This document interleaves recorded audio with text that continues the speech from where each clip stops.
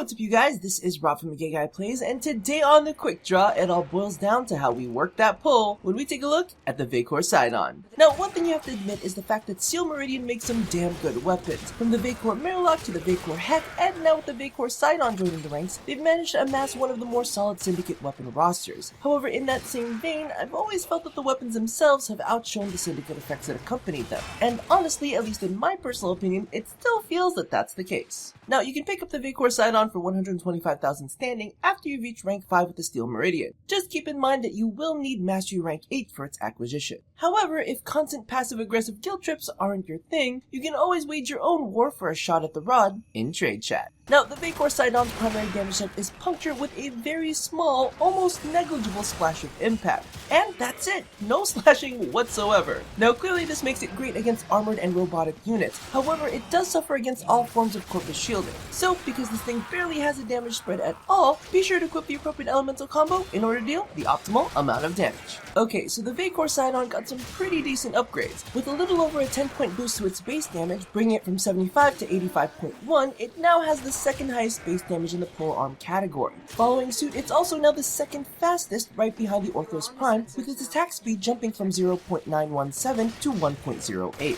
Where it does manage to beat out the rest, however, is its critical chance, which was bumped from 10 up to 15%. And while this doesn't seem like much, tossing on a True Steel in addition to the body count and blood rush combo makes it a fairly effective crit weapon, especially when combined with Prime Reach, which brings its effective range to 7 meters, allowing you to quickly grow your combo counter. Now, as for its unique Syndicate effect, according to Datamines, shout out to Void Glitch on the Reddit for all of his hard work, in addition to its ability to charge up a radial line, supposedly there's a 50% increased chance to resist knockdowns. I went ahead and playtested this and it definitely seems to be a thing. As for its blind, it requires you to block 15 consecutive attacks, at which point its charge counter, found to the right of your health bar, will stop storing charges. Once you're ready to flash from your goods, just release the block key and you will emit a 15-meter blind that lasts for 5 seconds and opens enemies up for melee finishers. Now there are a couple things to note. The blind is affected by range mods, allowing it to max out at just under 40 meters, but do be aware that it is line of sight. In addition, breaking your block at any time before the charge counter is fully stacked will completely deplete everything you've stored. Keep this in mind when using movement abilities, as while any form of sliding and rolling is okay, jumps will cause you to release your block prematurely. Personally, I do find the blind to be a bit unwieldy, as in general it never seems to charge up fast enough and just kind of leaves you standing there while you could be smashing people's faces open. However, a bit of pocket CC is always welcome. Now, speaking of being good, but not quite, can we talk?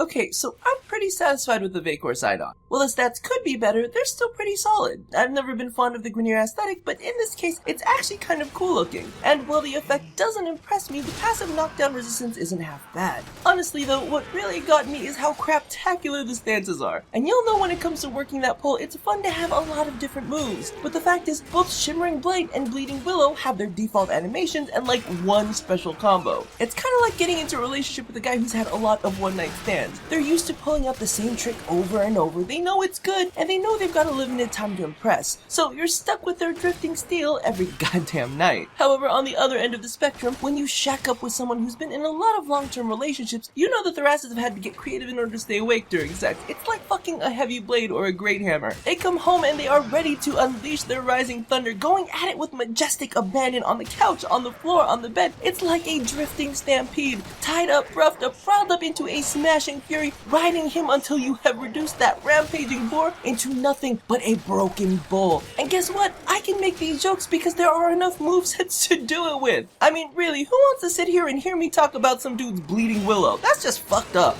Now that I've shown off my moves, let's get back to the quick draw. So all in all, aside from the limited movesets, the Vaykor Sydon is pretty solid. While it's definitely not the endgame top tier weapon, it can definitely get the job done. With a couple meaningful stat boosts and an almost 40-meter blind for when you're under heavy fire, and the potential to push it into the body count and blood rush combo territory, this is definitely one of the better upgrades of the bunch. It even comes with an innate V polarity, which will definitely help ease you into a full build. Now, if only they could send a little bit of this love to the movesets that accompany it, because let's face it, both you and I know that there is more than one way to work a pull. So thank you all for watching another episode of The Quick Draw. If you haven't already caught it, be sure to check out my previous episodes on the Tellus Poultice, as well as the Sanctum Magistar. Now don't forget to do all the things that I asked you to do at the end of every one of these, and as always, stay tuned to watch me dirtify all of your favorite Warframe content here at A Gay Guy Plays. Okay, so I'm super sorry that I got this video out late, but real talk, I was watching the 3rd season of Penny Dreadful and did not realize it was their final season. And then everything ended, and I was like, wait, what, the end? This can't be the end! So I'm in a bit of a fragile emotional state, and I hope you understand.